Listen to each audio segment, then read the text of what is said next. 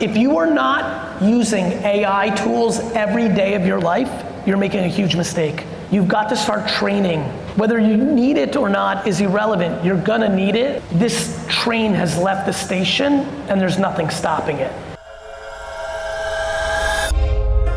I'm a purebred entrepreneur for real, like documented. Into the mud and now I'm growing in sunshine. I-35 with the top down, quick to tell a hater they should get like me.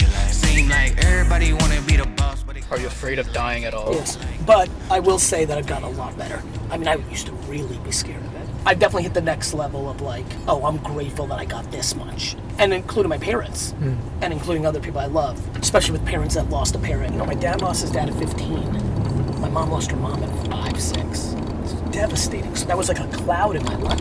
Why am I driven by gratitude? That's a heavy cloud in your life. And as a kid, it hung on me. And so yes, I do fear it, and I fear it right now. I wouldn't want to go now. Too much to do. Yeah. Too many of you to flip. Get your perspective right before I get the fuck out of here. What is a practical way for a leader to not use fear but still motivate their team? Use hope.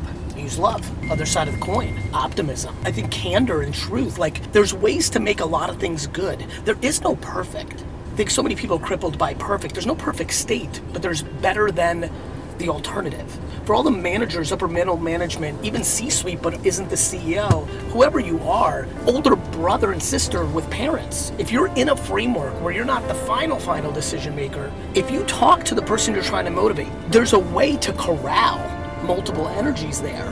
But the way you do that is by telling the truth. Why do I feel so blue? I need a meal like you. I need some friends and some jewelry. I'm trying to get like you. Sign me a deal like you. Back, we bump it into the time to get out of the building.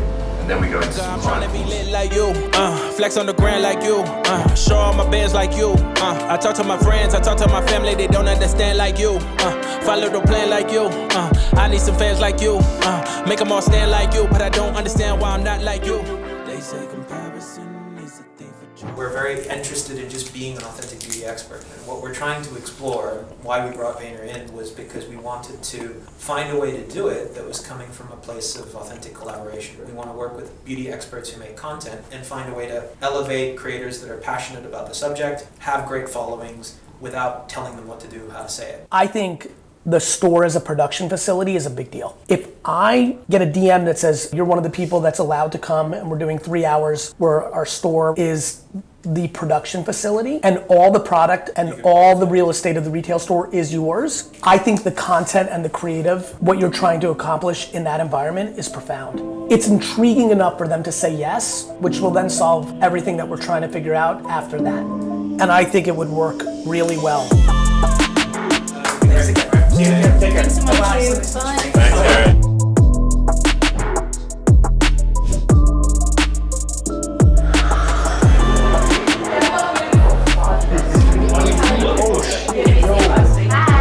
What's up? How are you? Good to see you. Good to see you, baby. Hi, everybody. Thank you for coming. I've been making music for about 5 years now. What advice do you have for artists like myself that are trying to push the personal brand on as many platforms as we possibly can without feeling like we are forcing it? Because I do find myself a little overwhelmed with what I have to keep up with. If it feels overwhelming or guilty, like you don't have to. The reality of all of this is if you can't do something that genuinely makes you happy, it's not gonna work out anyway. If you're doing it because you're trying to build a career, but it's not enjoyable, that is not a sustainable model. Ironically, my piece of advice is to maybe take a break. Like, I built my career in 2006 on YouTube making wine videos, and then I didn't want to. And everyone said I was crazy. When I stopped making wine videos and started making business videos, everybody in the wine business told me that I was making the biggest mistake of my career. So what do I think? I think you have to make this work for your soul.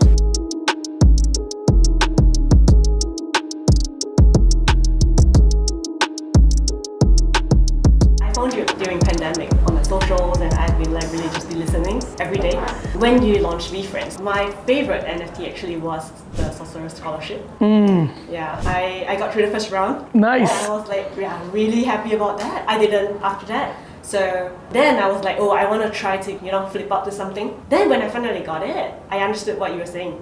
about is the process of trying. Yes. Yeah. It wasn't as fulfilling. It was the stuff before that was fulfilling. It's such a revelation for me. Now what gets exciting is once you understand that, it makes life so much more enjoyable. Once you realize it's genuinely the journey, that nothing you put on a pedestal is actually as good as trying to get to it, it makes everything fun.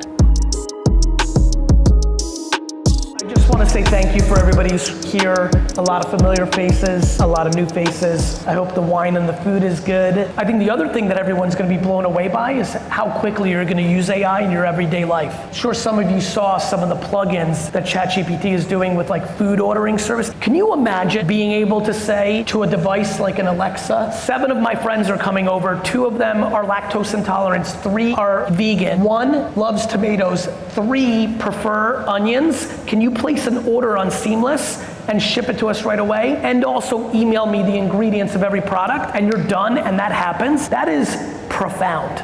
If you are not using AI tools every day of your life, you're making a huge mistake. You've got to start training. Whether you need it or not is irrelevant. You're gonna need it. This train has left the station, and there's nothing stopping it. I'm an actor and I'm a content creator. How do I, split into other things, but also at the same time with my food content? How do I monetize it in the best way possible? Brand deals are very real. I think the question becomes, are you business developing enough to get the deals? Meaning, if I'm you, I'm probably DMing 50 people a day, just saying, hey, I like what you're doing, or hey, I'm a fan. Putting yourself on their radar, because the second they look over at your account, they're gonna realize, oh, there's potential to do something here. What I would call the soft sell. But you need to be the aggressor to see what will come back to you when you reach out to these brands. See you later. See you tomorrow.